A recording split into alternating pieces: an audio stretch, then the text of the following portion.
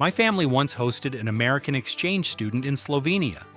On his second morning, he announced over breakfast that he'd already figured the country out after hours of online research.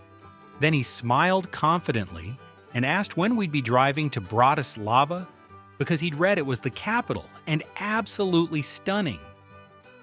We gently explained that Bratislava belonged to a different country entirely. He frowned, stared at his phone, and insisted the app must be wrong. For the rest of the week, he referred to everything as Slovak, asked if our breakup with the Czech Republic was due to architectural jealousy, and I learned that confidence can survive without accuracy. At a business dinner in Seoul, I watched a visiting American executive sit across from our Korean hosts.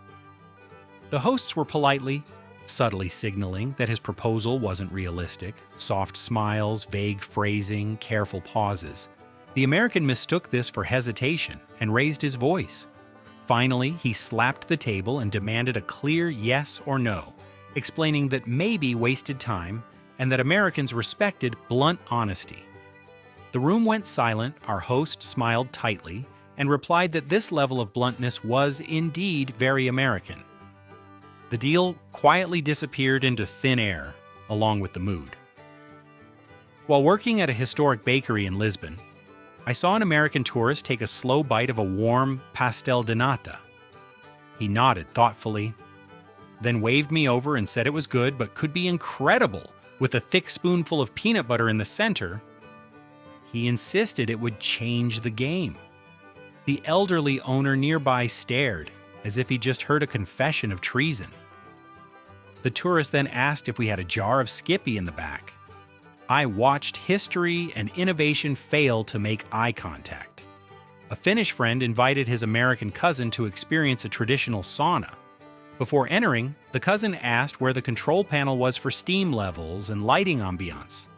Inside, he refused to remove his swimsuit, complained that the silence was unsettling, and suggested putting on Taylor Swift to set the vibe.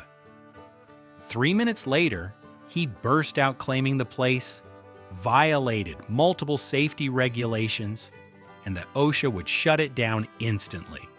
The sauna remained unmoved. At a university in New Zealand, a Maori group performed a haka. Raw, powerful, and deeply emotional. During the Q&A, an American student raised his hand and asked whether that was their only mascot. He explained that American colleges had multiple mascots, cheer routines, and merch opportunities, and suggested expanding the lineup with something softer for kids. The silence that followed felt ceremonial. In Buenos Aires, I watched an American couple observe a fiery tango performance. The dancers poured emotion into every step.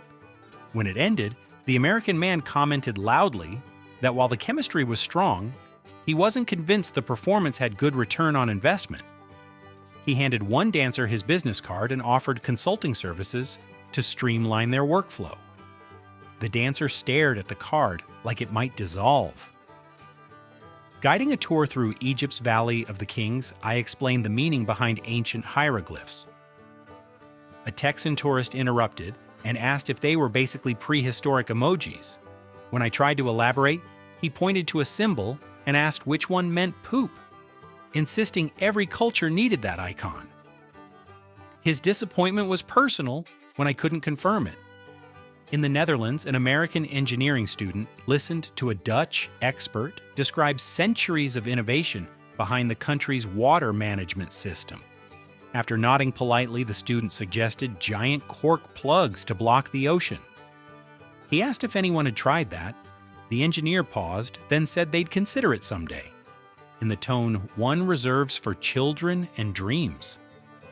During a sociology class in Delhi, an American study abroad student tried to relate to the caste system by comparing it to high school cliques.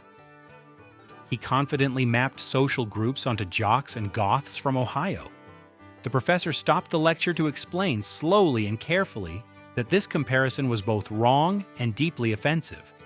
The room learned something. The student looked surprised. A Swedish friend explained his country's high taxes and social services to an American visitor. The American grew concerned, pulled him aside, and whispered that he didn't have to live like this. He offered to help him escape to the U.S. and avoid the communist trap. My friend spent an hour explaining that he was doing just fine, thanks. At a hotel desk in Iceland during a blizzard, an American guest demanded his Northern Lights tour proceed despite the storm. He asked if we could turn the lights on manually or call someone to activate them. He reminded me that the customer is always right. Explaining nature felt optional in that moment. In a crowded Istanbul market, an American tried aggressively bargaining for a lamp. After insulting the vendor's price, he claimed he was teaching capitalism as a favor. The vendor, whose family had traded there for generations, sighed and turned to another customer. Capitalism survived. Inside a Buddhist temple in Chiang Mai, an American backpacker joined meditating monks while wearing headphones and blasting a podcast. When asked to be quiet, he explained he was working on self-improvement and entrepreneurship. The monk listened patiently. Silence did not. In rural Ireland, an American tracing his ancestry lamented the potato famine and asked why people hadn't just imported corn or switched crops like in the U.S.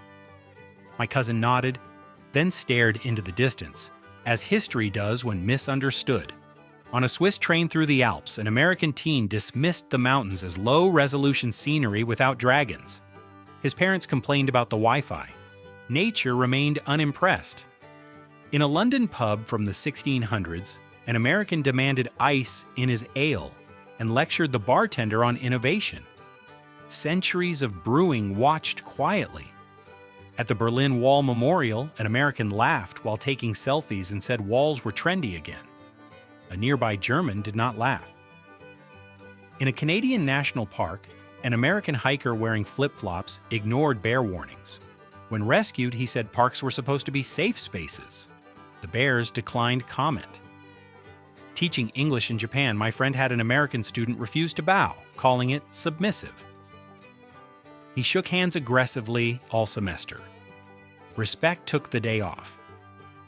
On a food tour in Mexico City, an American couple recoiled at mole sauce and asked for ranch dressing. The chef nearly required intervention. At Loch Ness, an American tourist asked for the monster's schedule and complained about the lack of sightings. Mythology does not operate on reservations.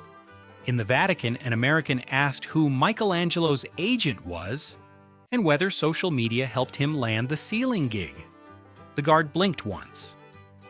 In Vienna, an American dismissed Mozart as boring because his music lacked lyrics. He praised Taylor Swift's storytelling instead. Violins endured. In Greece, a fisherman listened as an American pitched franchising the fishing village. The fisherman stared at the sea and said nothing. At a conference in Jordan, an American commented that Arabic looked like messy cursive and suggested Times New Roman. Fonts everywhere wept. In the Amazon rainforest, an American complained about the lack of organization and suggested Disney's Animal Park as a model. The jungle remained wild.